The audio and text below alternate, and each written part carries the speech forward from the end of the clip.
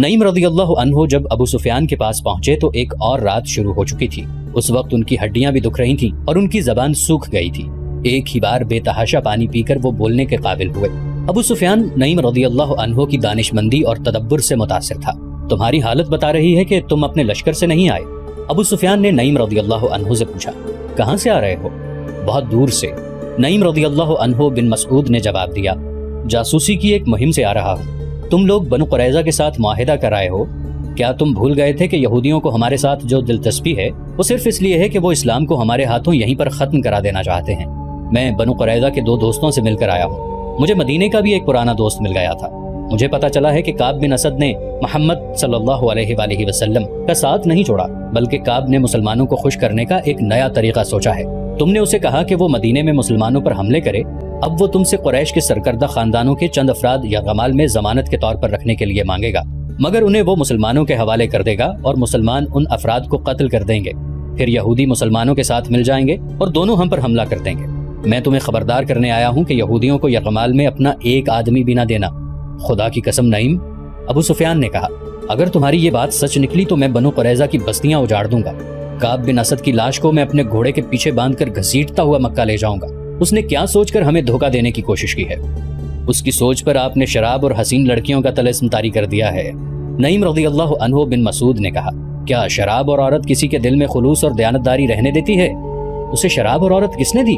ابو سفیان نے کہا، کیا بدبخت کعب اتنی سی بات نہیں سمجھ سکا کہ میں نے اس کے ساتھ جو معاہدہ کیا ہے اس میں اس کی قوم اور اس کے مذہب کا تحفظ ہے؟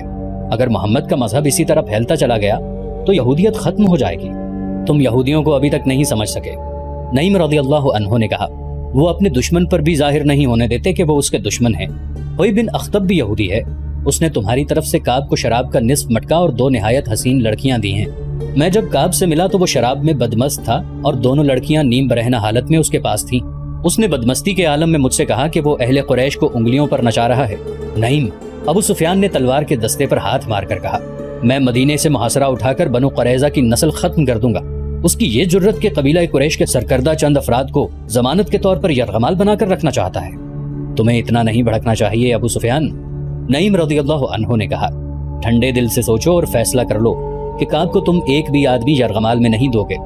میں فیصلہ کر چکا ہوں، ابو سفیان نے کہا۔ کیا تم اہل مدینہ کی کوئی خبر دے سکتے ہو؟ وہ کس حال میں ہیں؟ وہ کب تک بھوک برداشت کریں گے؟ نعیم رضی اللہ عنہ بن مسعود کو ابو سفیان کے پاؤں اکھاڑنے کا موقع مل گیا۔ میں حیران ہوں ابو سفیان، نعیم رضی اللہ عنہ نے کہا۔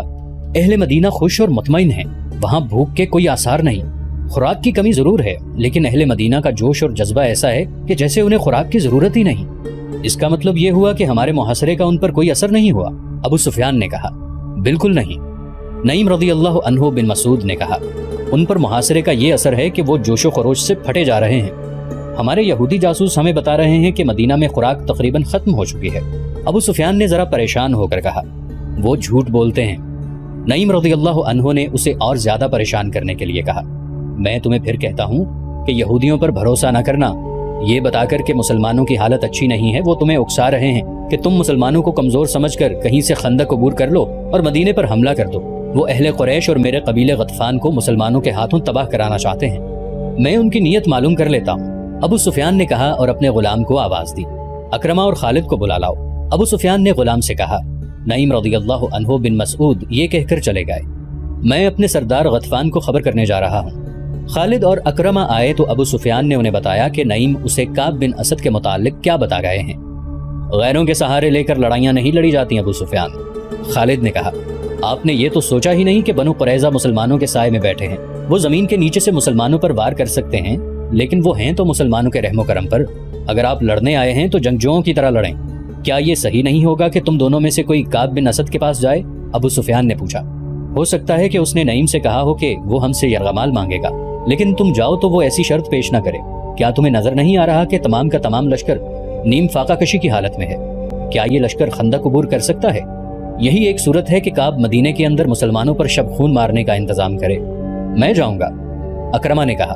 میں آپ کو یہ بھی بتا دیتا ہوں کہ کعب بن اسد نے یرغمال کی شرط پیش کی تو میں آپ سے پوچھے بغیر معاہدہ منسوخ کر رہا گا۔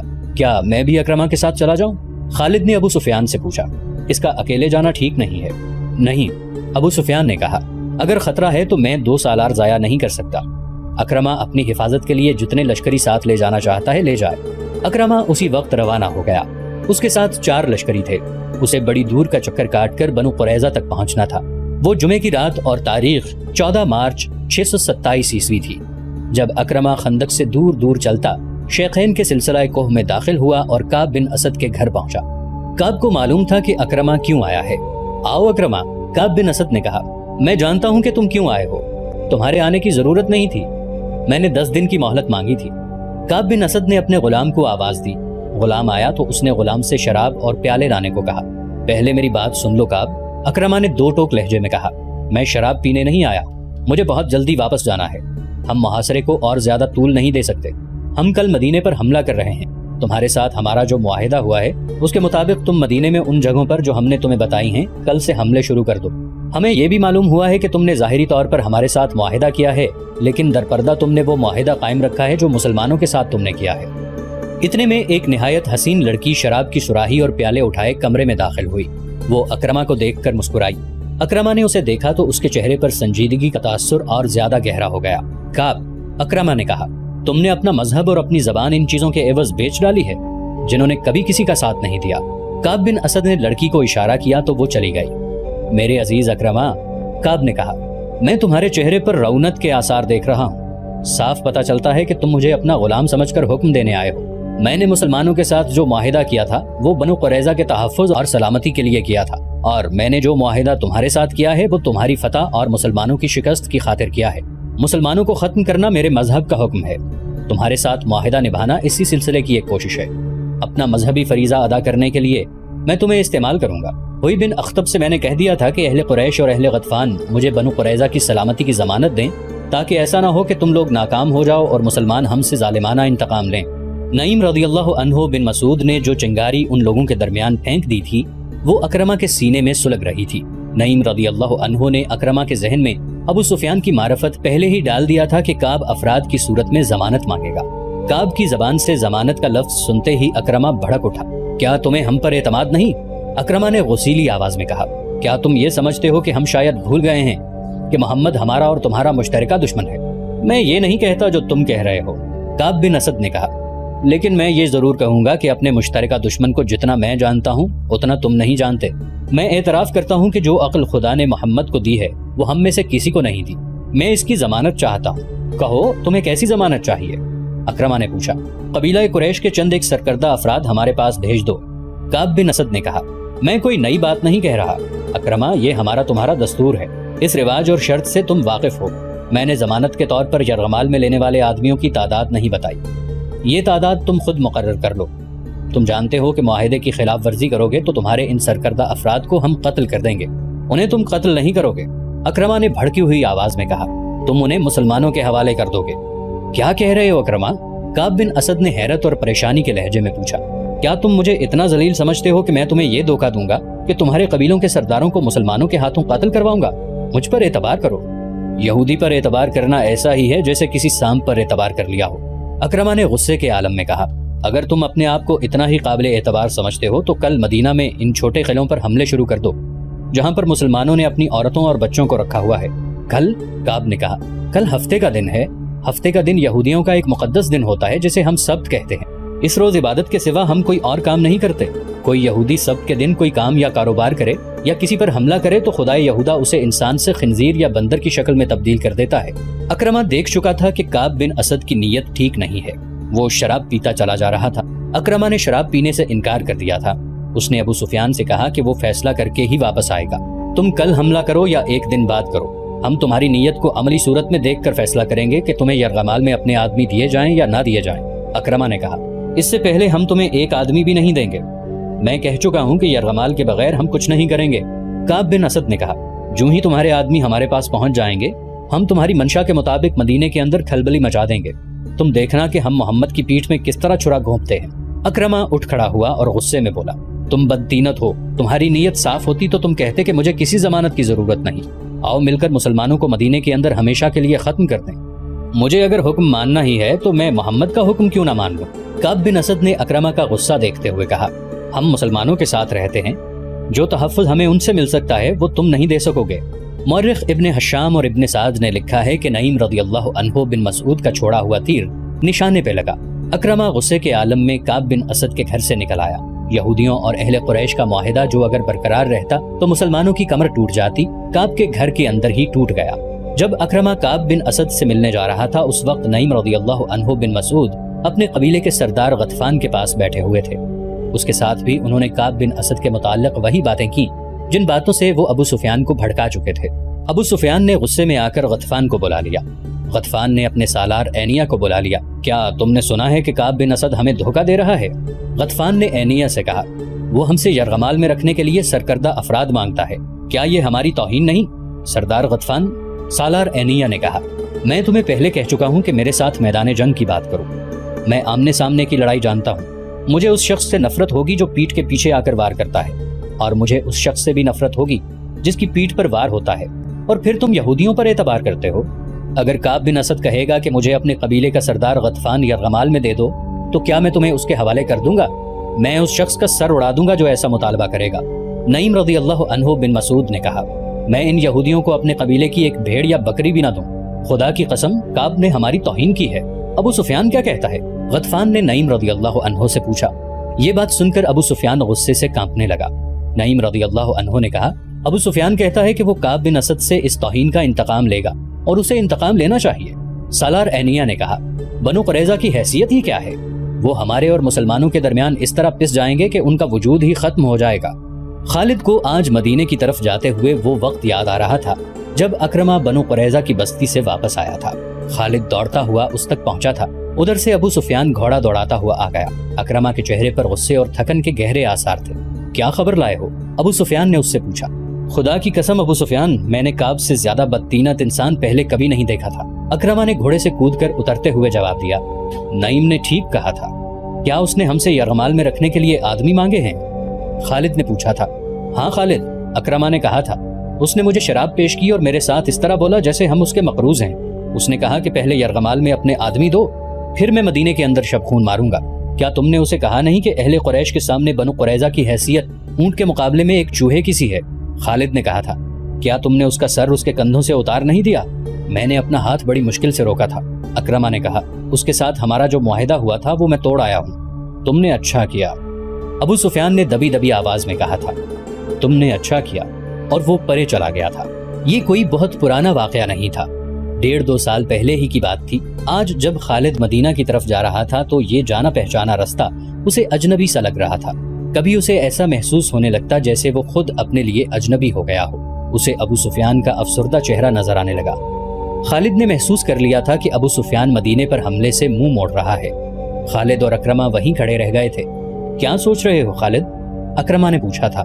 کیا تم میری تائید نہیں کرو گے کہ میں اس شخص ابو سفیان کی موجودگی کو صرف اس لیے برداشت کر رہا ہوں کہ یہ میرے قبیلے کا سردار ہے؟ خالد نے اکرمہ کو جواب دیا تھا، اہل قریش کو ابو سفیان سے بڑھ کر بزدل سردار اور کوئی نہیں ملے گا۔ تم پوچھتے ہو کہ میں کیا سوچ رہا ہوں؟ میں اور زیادہ انتظار نہیں کر سکتا۔ میں نے خندق کو ایک سرے سے دوسرے سرے تک دیکھا ہے۔ ایک جگہ خندق کم ہے اور زیادہ گہری بھی نہیں ہے، ہم وہاں سے خندق کے پار جا سکتے ہیں۔ اگر تم میرا ساتھ دو تو میں آج ہی ابھی اسی جگہ سے چند سوار خندق کے اس پار لے جانا چاہتا ہوں۔ ابو سفیان کسی غیبی مدد اور سہارے کا انتظار کرنا چاہتا ہے تو کرتا رہے، میں تمہارا ساتھ کیوں نہ دوں گا خالد؟ اکرمہ نے کہا تھا۔ کیا میں مسلمانوں کے ان کہکہوں کو برداشت کر سکوں گا جو اس وقت بلند ہوں گے جب ہم یہاں سے لڑے بغیر واپس چلے جائیں گے؟ چلو، میں تمہارے ساتھ ہوں۔ وہ جگہ زباب کی پہاڑی کے مغرب اور سلا کی پہاڑی کے مشرق میں تھی، جہاں خندق کی چوڑائی اتنی تھی کہ گھوڑا اسے پھلانگ سکتا تھا۔ ضرورت شہ سوار کی تھی، پیادے خندق میں اتر کر اوپر چڑھ سکتے تھے۔ اسی جگہ کے قریب تقریباً سامنے مسلمانوں کی خیمہ گاہ تھی۔ خالد نے اکرمہ کو یہ جگہ دور سے دکھائی۔ پہلے میرے سوار خندق پھلانگیں گے، اکرمہ نے کہا، لیکن ابھی ہم تمام کا تمام سوار دستہ نہیں گزاریں گے۔ پار جا کر مسلمانوں کو ایک ایک سوار کے مقابلے کے لیے للکاریں گے۔ وہ اس رواج کی خلاف ورزی نہیں کریں گے۔ میرے ساتھ آؤ خالد، میں اپنے منتخب سوار آگے لاؤں گا۔ تم ابھی خندق کے پاس نہ جانا۔ اگر ہم دونوں مارے گئے تو اہل قریش کو سوائے ذلت کے اور کچھ نہ ملے گا۔ ابو سفیان کا دل محاصرے سے اٹھ چکا ہے، وہ لڑنے کے جذبے کو سرد کر چکا ہے۔ وہ مقام جہاں خندق گھوڑے کی لمبی چھلانگ سے پھلانگی جا سکتی تھی، ایسی اوٹ میں تھا جسے گشتی سنتری قریب آ کر ہی دیکھ سکتے تھے۔ اکرمہ نے 7 سوار منتخب کر لیے تھے، ان میں ایک قوی ہیکل بلکہ دیو قامت شخص عمرو بن عبدو بھی تھا۔ جس کی دھاک اس کی جسامت کی بدولت دور دور تک پھیلی ہوئی تھی۔ اکرمہ ان 7 سواروں کو مقررہ مقام سے کچھ دور تک اس اندازے سے لے گیا جیسے گھوڑوں کو ٹہلائی کے لیے لے جا رہا ہو۔ مسلمانوں کے سنتریوں کو ان پر شک نہ ہوا۔ سب سے پہلے میں خندق پھلانگوں گا، اکرمہ نے چلتے چلتے اپنے 7 سواروں سے کہا۔ کیا یہ ٹھیک نہیں ہوگا کہ سب سے پہلے میرا گھوڑا خندق کو پھلانگے؟ عمر بن عبدو نے کہا۔ نہیں عمر، اکرمہ نے کہا، پہلے میں جاؤں گا۔ اگر میرا گھوڑا خندق میں گر پڑا تو تم خندق پھلانگنے کی کوشش نہ کرنا، تمہارا سالار اپنی جان کی قربانی دے گا۔ یہ کہہ کر اکرمہ نے گھوڑے کی باگ کو جھٹکا دیا۔ گھوڑے کا رخ خندق کی طرف ہوا تو اکرمہ نے ایڑ لگا دی۔ عربی نسل کا گھوڑا ہوا سے باتیں کرنے لگا۔ اکرمہ نے لگام اور ڈھیلی کر دی اور گھوڑے کو پھر ایڑ لگائی۔ گھوڑے کی لگام اور تیز ہو گئی۔ خندق کے کنارے پر جا کر اکرمہ گھوڑے کی پیٹھ سے اٹھا اور آگے کو جھک گیا۔ گھوڑا ہوا میں بلند ہو گیا۔ خالد کچھ دور کھڑا دیکھ رہا تھا۔ قبیلہ قریش کے بہت سے لشکری دیکھ رہے تھے، زمین و آسمان دیکھ رہے تھے، تاریخ دیکھ رہی تھی۔ گھوڑے کے اگلے پاؤں خندق کے دوسرے کنارے سے کچھ آگے اور پچھلے پاؤں عین کنارے پر لگے۔ گھوڑا رفتار کے زور پر آگے چلا گیا۔ اس کی اگلی ٹانگیں دوہری ہو گئیں۔ اس کا منہ زمین سے لگا۔ اکرمہ گرتے گرتے بچا۔ گھوڑا بھی سنبھل گیا اور اکرمہ بھی۔ اسے اپنے پیچھے للکار سنائی دی، آگے نکل جاؤ اکرمہ۔ اکرمہ نے پیچھے دیکھا۔ عمر بن عبدو کا گھوڑا ہوا میں اڑا آ رہا تھا۔ عمر رکابوں پر کھڑا آگے کو جھکا ہوا تھا۔ کسی کو توقع نہیں تھی کہ اتنے وزنی سوار کے نیچے گھوڑا خندق پھلانگ جائے گا، لیکن گھوڑا اسی جگہ جا پڑا جہاں اکرمہ کا گھوڑا گرا تھا۔ عمر کے گھوڑے کی ٹانگیں ایسی دوہری ہوئیں کہ منہ کے بل گرا اور ایک پہلو پر لڑک گیا۔ عمر گھوڑے کی پیٹھ سے لڑک کر قلع بازیاں کھاتا گیا۔ ایک لمحے میں گھوڑا اٹھ کھڑا ہوا۔ ادھر عمر اٹھا اور پلک جھپکتے میں گھوڑے پر سوار ہو گیا۔ اس کے پیچھے اکرمہ کے 2 سوار اکٹھے چلے آ رہے تھے۔ خندق کے کنارے پر آ کے دونوں سواروں نے اپنے گھوڑوں کی پیٹھیں خالی کر دی تھیں اور ان کی گردنوں پر جھکے ہوئے تھے۔ دونوں گھوڑے خندق پھلانگ آئے۔ اہل قریش کے لشکر نے داد و تحسین کے نعرے لگائے۔ اس شور سے مسلمان پہرے دار دوڑے آئے۔ اتنے میں اکرمہ کے 2 اور گھوڑے اپنے سواروں کو اٹھائے خندق کے کنارے سے ہوا میں اٹھے۔ ان کے پیچھے 7 میں سے باقی سواروں نے بھی اپنے گھوڑوں کو ایڑ لگا دی۔ تمام گھوڑے خندق پھلانگ آئے۔ ٹھہر جاؤ، اکرمہ نے مسلمان سنتریوں کو بلند آواز میں کہا۔ کوئی اور گھوڑا خندق کے اس طرف نہیں آئے گا۔ محمد کو بلاؤ، تم میں سے جو سب سے زیادہ بہادر ہے اسے لاؤ۔ وہ میرے ایک آدمی کا مقابلہ کر کے گرا لے تو ہم سب کو قتل کر دینا۔ خدا کی قسم، ہم تمہارا خون اس ریت پر چھڑک کر واپس چلے جائیں گے۔ مسلمانوں کی اجتماع گاہ میں کھلبلی بپا ہو چکی تھی۔ ایک شور تھا، قریش اور غطفان نے خندق عبور کر لی ہے۔ مسلمانوں، تمہارے امتحان کا وقت آ گیا ہے۔ ہوشیار، خبردار، دشمن آ گیا ہے۔ رسول اللہ صلی اللہ علیہ وآلہ وسلم نے مسلمانوں کو بے قابو نہ ہونے دیا۔ آپ صلی اللہ علیہ وآلہ وسلم نے دیکھ لیا تھا کہ اہل قریش خندق کے پار کھڑے قہقہ لگا رہے ہیں۔ وہ مسلمانوں کا مذاق بھی اڑا رہے تھے، پھپتیاں بھی کس رہے تھے۔ رسول کریم صلی اللہ علیہ وآلہ وسلم اس جگہ پہنچے جہاں اکرمہ اور اس کے سوار کھڑے للکار رہے تھے۔ رسول کریم صلی اللہ علیہ وآلہ وسلم کے ساتھ حضرت علی رضی اللہ عنہ بھی تھے۔ آپ صلی اللہ علیہ وآلہ وسلم نے صورتحال کا جائزہ لیا تو سمجھ گئے کہ اکرمہ انفرادی مقابلے کے لیے آیا ہے۔ آپ صلی اللہ علیہ وآلہ وسلم کو اور حضرت علی رضی اللہ عنہ کو دیکھ کر عمر بن عبدو نے اپنا گھوڑا آگے بڑھایا۔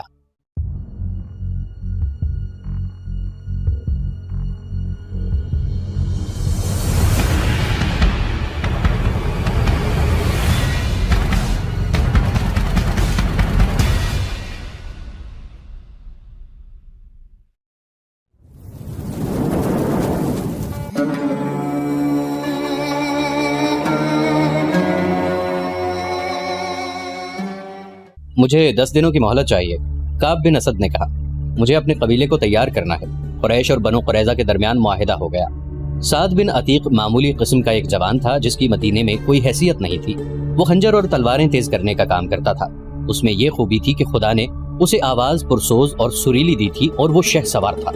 راتوں کو کسی محفل میں اس کی آواز سنائی دیتی تھی تو لوگ باہر آ کر اس کا گانا سنا کرتے تھے۔ کبھی رات کو وہ شہر سے باہر چلا جاتا اور اپنی ترنگ میں گایا کرتا تھا۔ اس نے اسلام قبول کر لیا تھا۔ ایک رات وہ پرسوز لے میں شہر سے دور کہیں گا رہا تھا کہ ایک بڑی خوبصورت اور جوان لڑکی اس کے سامنے یوں آن کھڑی ہوئی جیسے کوئی جن یا چڑیل انسان کے حسین روپ میں آ گئی ہو۔ سعد گھبرا کر خاموش ہو گیا۔ اس آواز سے مجھے محروم نہ کر جو مجھے گھر سے نکال لائی ہے، لڑکی نے کہا۔ مجھے دیکھ کے تو خاموش ہو گیا ہے تو میں دور چلی جاتی ہوں۔ اپنے نغمے کا خون نہ کر، تیری آواز میں ایسا سوز ہے جیسے تو کسی کے فراق میں نغمہ سرا ہے۔ کون ہے تو؟ سعد نے کہا۔ اگر تو جنات میں سے ہے تو بتا دے۔ لڑکی کی جل ترنگ جیسی ہنسی سنائی دی۔ صحرا کی شفاف چاندنی میں اس کی آنکھیں ہیروں کی طرح چمک رہی تھیں۔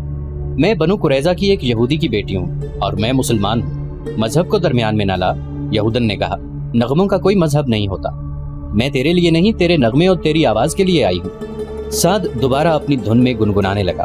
ایک روز یہودن نے اسے کہا کہ سعد قبول کرے تو وہ اس کے پاس آ جائے گی اور اسلام قبول کر لے گی۔ 2-3 روز ہی گزرے تھے کہ مدینے کا محاصرہ آ گیا۔ سعد بن عتیق کا کام بڑھ گیا، اس کے پاس تلواریں، خنجر اور برچھیوں کی انیاں تیز کروانے والوں کا ہجوم رہنے لگا۔ وہ راتوں کو بھی کام کیا کرتا تھا۔ ایک روز یہ یہودن اپنے باپ کی تلوار اٹھائے اس کے پاس آئی۔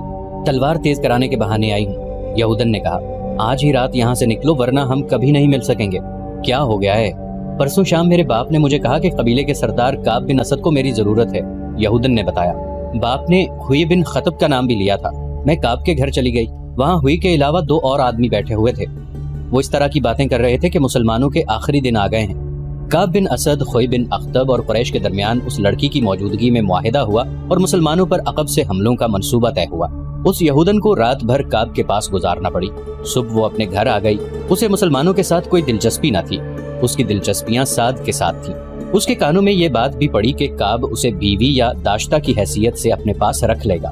سعد بن عتیق اس یہودن کی محبت کو تو بھول ہی گیا۔ اس نے یہودن کو گھر بھیج دیا اور ایک بزرگ مسلمان کو بتایا کہ کعب بن اسد نے ہوئی کے کہنے پر قریش کے ساتھ معاہدہ کر لیا ہے۔ اس بزرگ نے یہ اطلاع اوپر پہنچا دی۔ رسول اکرم صلی اللہ علیہ وآلہ وسلم کو بتایا گیا کہ بنو قریظہ نے بنو قینقاع اور بنو نذیر کی طرح اپنا معاہدہ توڑ دیا ہے۔ آپ صلی اللہ علیہ وآلہ وسلم نے کعب بن اسد کے خلاف کوئی کارروائی کرنے سے پہلے یہ یقین کرنا ضروری سمجھا کہ بنو قریظہ نے واقعی قریش کے ساتھ معاہدہ کیا ہے۔ اللہ اپنے نام لیوا بندوں کی مدد کرتا ہے۔ اس کے فوراً بعد ایک ایسا واقعہ ہوا کہ جس سے تصدیق ہو گئی کہ بنو قریظہ اور قریش کے درمیان بڑا خطرناک معاہدہ ہوا ہے۔ واقعہ یوں ہوا، عورتوں اور بچوں کو شہر کے ان مکانوں اور چھوٹے چھوٹے قلعوں میں منتقل کر دیا گیا تھا جو خندق سے دور تھے۔ ایسے ہی ایک قلعے میں رسول اکرم صلی اللہ علیہ وآلہ وسلم کی پھوپھی صفیہ رضی اللہ عنہا چند ایک عورتوں اور بہت سے بچوں کے ساتھ مقیم تھیں۔ ایک روز صفیہ رضی اللہ عنہا قلعے کی فصیل پر گھوم پھر رہی تھیں کہ انہوں نے نیچے دیکھا ایک آدمی دیوار کے ساتھ ساتھ مشکوک سی چال چلتا جا رہا تھا۔ وہ کہیں رکتا، دیوار کو دیکھتا اور آگے چل پڑتا۔ صفیہ رضی اللہ عنہا اسے چھپ کر دیکھنے لگی۔ صاف پتہ چلتا تھا کہ یہ آدمی قلعے کے اندر آنے کا کوئی راستہ یا ذریعہ دیکھ رہا ہے۔ صفیہ رضی اللہ عنہا کو اس وجہ سے بھی اس آدمی پر شک ہوا کہ شہر کے تمام آدمی خندق کے قریب مورچہ بند تھے یا جنگ کے کسی اور کام میں مصروف تھے۔ اگر یہ کوئی اپنا آدمی ہوتا اور کسی کام سے آیا ہوتا تو دروازے پر دستک دیتا۔ قلعے میں عورتوں اور بچوں کے ساتھ صرف ایک مرد تھا۔ یہ تھے عرب کے مشہور شاعر حسان رضی اللہ عنہ بن ثابت۔ صفیہ رضی اللہ عنہا نے حسان رضی اللہ عنہ سے کہا کہ نیچے ایک آدمی مشکوک انداز سے دیوار کے ساتھ ساتھ جا رہا ہے، مجھے شک ہے کہ وہ یہودی ہے۔ صفیہ رضی اللہ عنہا نے حسان رضی اللہ عنہ سے کہا، تم جانتے ہو حسان، بنو قریظہ نے دوستی کا معاہدہ توڑ دیا ہے۔ یہ شخص مجھے یہودیوں کا مخبر معلوم ہوتا ہے۔ بنو قریظہ ہم پر عقب سے حملہ کریں گے تاکہ ہمارے مردوں کی توجہ خندق کی طرف سے ہٹ جائے اور وہ پیچھے آ جائیں۔ یہودیوں کے پاس ہمارے مردوں کو مورچوں سے نکال کر پیچھے لانے کا یہ طریقہ کارآمد ہوگا کہ وہ ان قلعوں پر حملہ شروع کر دیں جن میں عورتیں اور بچے ہیں۔ نیچے جاؤ حسان، اللہ تمہارا نگہبان ہو۔ اس شخص کو للکارو، اگر وہ واقعی یہودی ہوا تو اسے قتل کر دو۔ خیال رکھنا کہ اس کے ہاتھ میں برچی ہے اور اس کے چوغے کے اندر تلوار بھی ہوگی۔ اے عظیم خاتون، حسان رضی اللہ عنہ نے کہا، کیا آپ نہیں جانتی کہ میں بیمار ہوں؟ اگر مجھ میں ذرا سی طاقت بھی ہوتی تو اس وقت میدان جنگ میں ہوتا۔ مورخ ابن حشام اور ابن قتیبہ نے لکھا ہے کہ عرب کے عظیم شاعر کا یہ جواب سن کر رسول اکرم صلی اللہ علیہ وآلہ وسلم کی پھوپھی صفیہ رضی اللہ عنہا خود اس مشکوک آدمی کو پکڑنے یا مارنے کے لیے چل پڑی، لیکن یہ نہ دیکھا کہ ایک مسلح مرد کے مقابلے میں جاتے ہوئے ان کے ہاتھ میں کون سا ہتھیار ہے۔ وہ جلدی میں جو ہتھیار لے کر گئیں وہ برچی نہیں تھی، تلوار نہیں تھی، بلکہ ایک ڈنڈا تھا۔ صفیہ رضی اللہ عنہا دوڑتی ہوئی باہر نکلی اور اس مشکوک آدمی کے پیچھے جا رکیں جو دیوار کے ساتھ کھڑا اوپر دیکھ رہا تھا۔ کون ہے تو؟ صفیہ رضی اللہ عنہا نے اسے للکارا۔ مشکوک آدمی نے بدک کر پیچھے دیکھا۔ اگر وہ کسی غلط نیت سے نہ آیا ہوتا تو اس کا انداز کچھ اور ہوتا، مگر اس نے برچی تان لی۔ صفیہ رضی اللہ عنہا نے اس کا چہرہ دیکھا تو کوئی شک نہ رہا کہ وہ یہودی تھا اور وہ بنو قریظہ کا ہی ہو سکتا تھا۔ اسے یقین تھا کہ ایک عورت، وہ بھی ایک ڈنڈے سے مسلح، اس کا کچھ نہیں بگاڑ سکے گی۔ تجھ پر خدا کی لعنت، صفیہ رضی اللہ عنہا نے للکار کر کہا، کیا تو بنو قریظہ کا مخبر نہیں ہے؟ محمد صلی اللہ علیہ وآلہ وسلم کی پھوپھی، یہاں سے چلی جا۔ یہودی نے کہا، کیا تو میرے ہاتھوں مرنے آئی ہے؟ ہاں، میں بنو قریظہ کا آدمی ہوں۔ پھر تو یہاں سے زندہ نہیں جائے گا۔ یہودی نے قہقہا لگایا اور بڑھ کر برچی ماری۔ جس تیزی سے برچی آئی تھی اس سے زیادہ تیزی سے صفیہ رضی اللہ عنہا ایک طرف ہو گئی۔ یہودی کا بار خالی گیا تو وہ سنبھل نہ سکا۔ وہ آگے کو جھکا اور اپنے بڑھتے ہوئے قدموں کو روک نہ سکا۔ صفیہ رضی اللہ عنہا نے پوری طاقت سے اس کے سر پر ڈنڈا مارا۔ ایک عورت کے بازو میں خدا کا قہر آ گیا تھا۔ یہودی رک کر سیدھا ہوا لیکن اس کا سر ڈولنے لگا۔ صفیہ رضی اللہ عنہا نے اسے سنبھلنے کا موقع نہ دیا اور اس کے سر پر پہلے سے زیادہ زور سے ڈنڈا مارا۔ اب یہودی کھڑا نہ رہ سکا، اس کے ہاتھ سے برچھی گری، پھر اس کے گھٹنے زمین سے لگے۔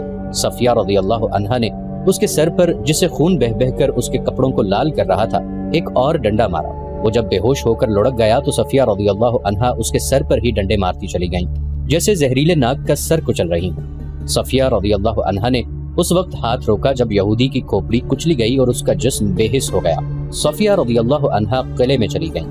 حسان، صفیہ رضی اللہ عنہا نے اپنے شاعر حسان سے کہا، میں وہ کام کر آئی ہوں جو تمہیں کرنا تھا، اب جاؤ اور اس یہودی کے ہتھیار اٹھا لاؤ اور اس کے کپڑوں کے اندر جو کچھ ہے وہ بھی لے آؤ۔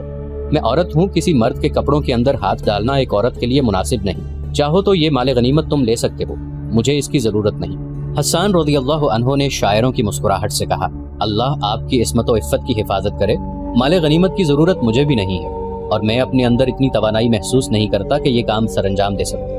مورخین لکھتے ہیں کہ یہ خبر رسول کریم صلی اللہ علیہ وآلہ وسلم تک پہنچی تو آپ صلی اللہ علیہ وآلہ وسلم کو پریشانی ہوئی۔ شہر میں خوراک کی کیفیت یہاں تک پہنچ گئی تھی کہ ہر فرد کو اس کی اصل ضرورت کی صرف 1/4 خوراک ملتی تھی۔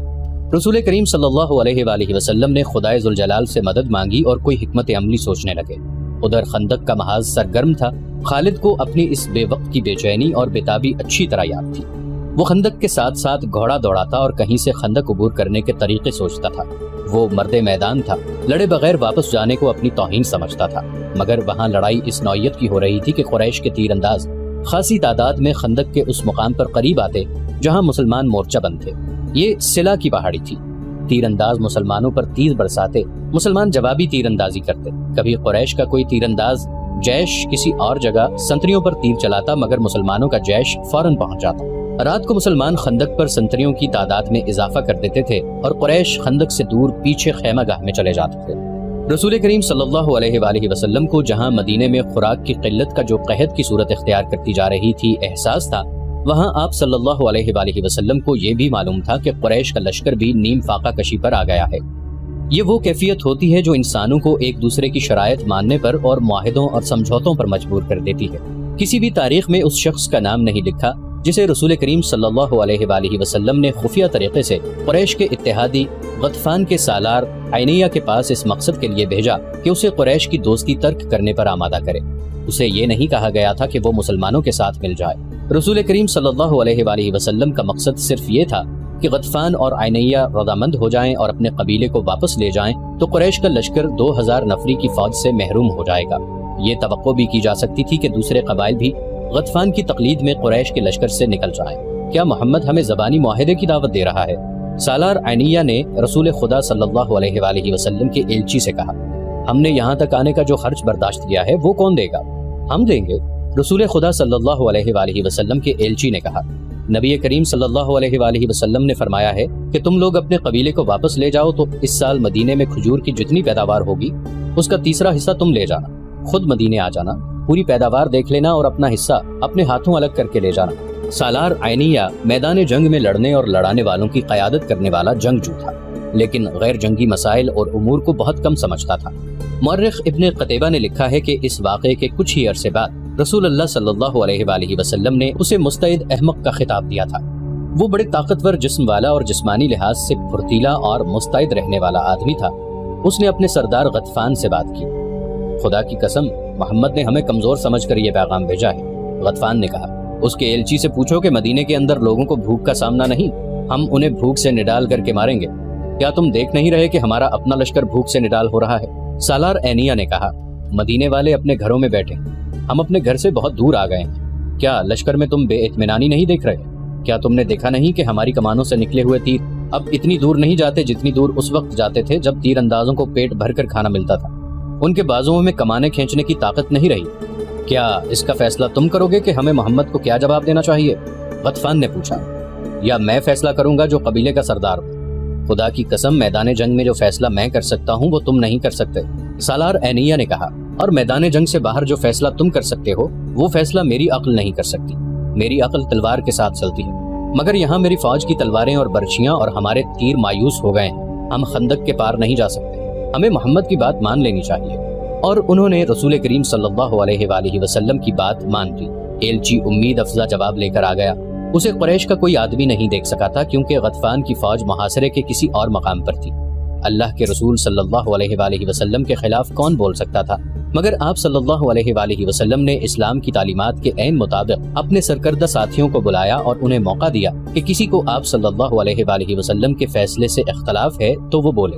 آپ صلی اللہ علیہ وآلہ وسلم ایک شخص کا فیصلہ پوری قوم پر ٹھونسنے کے قائل نہ تھے، چنانچہ آپ صلی اللہ علیہ وآلہ وسلم نے سب کو بتا دیا کہ آپ نے غطفان کو کیا پیشکش کی ہے۔ یہاں امت کو مشورے کی اہمیت سکھائی گئی ہے۔ نہیں، چند پرجوش آوازیں اٹھیں۔ ہماری تلواریں جن کے خون کی پیاسی ہیں، خدا کی قسم ہم انہیں اپنی زمین کی پیداوار کا ایک دانہ بھی نہیں دیں گے۔ جنگ تو ہوئی نہیں، ہم لڑے بغیر کیوں ظاہر کریں کہ ہم لڑ نہیں سکتے؟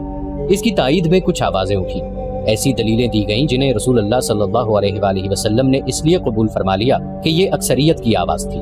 آپ صلی اللہ علیہ وآلہ وسلم نے اپنے ایلچی کو دوبارہ غطفان اور عینیہ کے پاس نہ بھیجا، لیکن آپ صلی اللہ علیہ وآلہ وسلم نے سب پر واضح کر دیا کہ تدبر اور حکمت عملی کے بغیر محاصرہ نہیں توڑا جا سکے گا۔ خدا حق پرستوں کے ساتھ تھا۔ رسول کریم صلی اللہ علیہ وآلہ وسلم نے اپنے اللہ سے مدد مانگی، جو ایک انسان کے روپ میں آپ صلی اللہ علیہ وآلہ وسلم کے سامنے آ گئی۔ یہ تھے نعیم رضی اللہ عنہ بن مسعود۔ ان کا تعلق غطفان کے قبیلے کے ساتھ تھا۔ نعیم رضی اللہ عنہ سرکردہ شخصیت تھے۔ خدا نے انہیں غیر معمولی دماغ عطا کیا تھا۔ 3 اہم قبیلوں قریش، غطفان اور بنو قریظہ پر ان کا اثر و رسوخ تھا۔ ایک روز نعیم رضی اللہ عنہ، جو کہ قبیلہ غطفان میں تھے، مدینے میں رسول خدا صلی اللہ علیہ وآلہ وسلم کے سامنے آ کھڑے ہوئے۔ خدا کی قسم، تو قبیلہ غیر کا ہے۔ رسول اللہ صلی اللہ علیہ وآلہ وسلم نے فرمایا، تو ہم میں سے نہیں، تو یہاں کیسے آ گیا؟ میں آپ میں سے ہوں۔ نعیم رضی اللہ عنہ نے کہا، مدینے میں گواہ موجود ہیں، میں نے درپردہ اسلام قبول کر لیا تھا۔ اپنے قبیلے کے ساتھ اسی مقصد کے لیے آیا تھا کہ آپ صلی اللہ علیہ وآلہ وسلم کے حضور حاضر ہو جاؤں، مگر موقع نہ ملا۔ پتہ چلا کہ آپ صلی اللہ علیہ وآلہ وسلم نے میرے قبیلے کے سردار اور سالار کو قریش سے دوستی ترک کر کے واپس چلے جانے کا پیغام بھیجا تھا، اور آپ صلی اللہ علیہ وآلہ وسلم نے اس کا معاوضہ بھی بتا دیا تھا، لیکن آپ نے بات کو مزید آگے نہ بڑھایا۔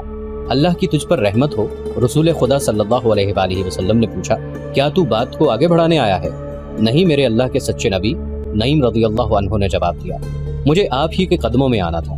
اہل مدینہ پر مشکل کا وقت آن پڑا ہے، میں اپنی جان لے کر حاضر ہوا۔ یہ حضور صلی اللہ علیہ وآلہ وسلم کے اور اسلام کے شیدائیوں کے جس کام آ سکتی ہے، حضور کے قدموں میں پیش کرتا ہوں۔ اپنے لشکر میں سے چھپ چھپا کر نکلا ہوں۔ خندق میں اتر تو گیا، لیکن سنتریوں کی موجودگی میں اوپر آنا خودکشی کے برابر تھا۔ اوپر چڑھنا ویسے بھی محال تھا۔ بڑی مشکل پیش آئی۔ خدا سے آپ صلی اللہ علیہ وآلہ وسلم کے نام پر التجا کی، گڑ گڑا کر دعا مانگی، اللہ نے کرم کیا، سنتری آگے چلے گئے اور میں خندق پر چڑھایا۔ رسول اکرم صلی اللہ علیہ وآلہ وسلم کو نعیم رضی اللہ عنہ کے متعلق بتایا گیا کہ یہ کس حیثیت کی شخصیت ہے۔ رسول کریم صلی اللہ علیہ وآلہ وسلم نے ان کے ساتھ 2-4 باتیں کی تو آپ صلی اللہ علیہ وآلہ وسلم کو اندازہ ہو گیا کہ نعیم رضی اللہ عنہ اونچی سطح اور عقل کے انسان ہیں۔ آپ صلی اللہ علیہ وآلہ وسلم نے نعیم رضی اللہ عنہ کو بتایا کہ محاصرے نے جو حالات پیدا کر دیے ہیں، ان سے نکلنے کے لیے ضروری ہو گیا ہے کہ قریش کے لشکر میں جو مختلف قبائل شامل ہیں انہیں قریش سے بدظن کیا جائے۔ اس کا طریقہ یہ ہے کہ 2-3 قبائل کے ساتھ خفیہ معاہدے کر لیے جائیں۔ یا رسول اللہ، نعیم نے کہا، اگر میں یہ کام اپنے طریقے سے کروں تو کیا حضور مجھ پر اعتماد کریں گے؟ تجھ پر اللہ کی رحمت ہو نعیم۔ رسول اللہ صلی اللہ علیہ وآلہ وسلم نے فرمایا، میں تجھے اور تیرے نیک ارادوں کو اللہ کے سپرد کرتا ہوں، میں واپس اپنے قبیلے میں چلا جاؤں گا۔ نعیم نے کہا، لیکن یہ نہیں بتاؤں گا کہ میں مدینے میں آیا تھا، یہاں سے میں کعب بن اسد کے پاس جا رہا ہوں۔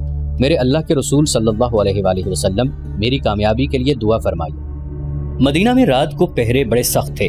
پیچھے کی طرف خندق نہیں تھی، ادھر پہاڑیوں نے قدرتی دفاع مہیا کر رکھا تھا۔ ادھر پہرے داروں اور گشتی سنتریوں کی تعداد زیادہ رکھی گئی تھی، اور شہر کے کسی آدمی کا بھی ادھر جانا بڑا مشکل تھا۔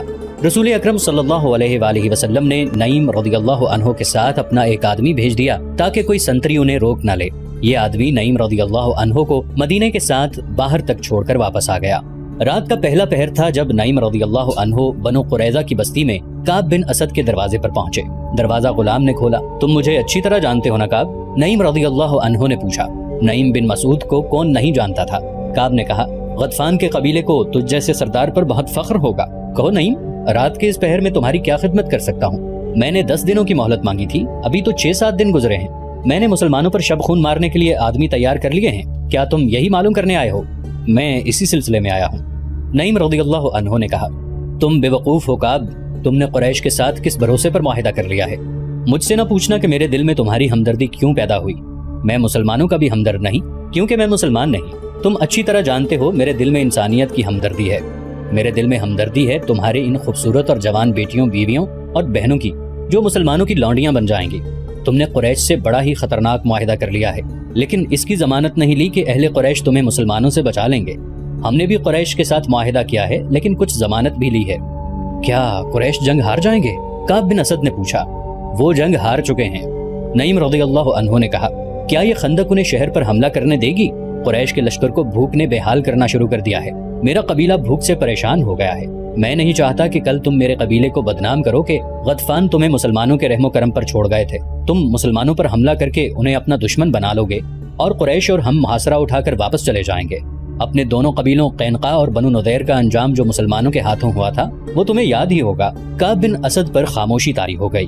میں جانتا ہوں کہ تم نے قریش سے کتنی اجرت لی ہے، نعیم نے کہا، لیکن یہ خزانہ جو تم ان سے لے رہے ہو، یہ خوبصورت لڑکیاں جو خوئی بن اخطب نے تمہارے پاس بھیجی ہیں، یہ سب مسلمانوں کی ملکیت ہو جائے گی اور تمہارا سر تمہارے تن سے جدا ہوگا۔ تو کیا میں قریش سے معاہدہ توڑ دوں؟ کعب نے پوچھا۔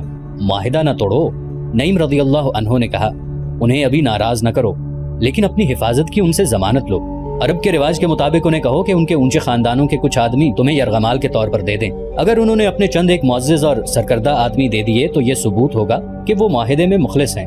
ہاں نعیم، کعب بن اسد نے کہا، میں ان سے یرغمال میں آدمی مانگوں گا۔ نعیم رضی اللہ عنہ بن مسعود رات کے وقت پہاڑیوں میں چلے جا رہے تھے۔ ان کی منزل قریش کی خیمہ گاہ تھی جو کئی میل دور تھی۔ سیدھا رستہ چھوٹا تھا لیکن راستے میں خندق تھی۔ وہ بڑی دور کا چکر کاٹ کے جا رہے تھے۔ وہ گزشتہ رات سے مسلسل چل رہے تھے، مگر چھپ چھپ کر چلنے اور عام سفر میں بہت فرق ہوتا ہے۔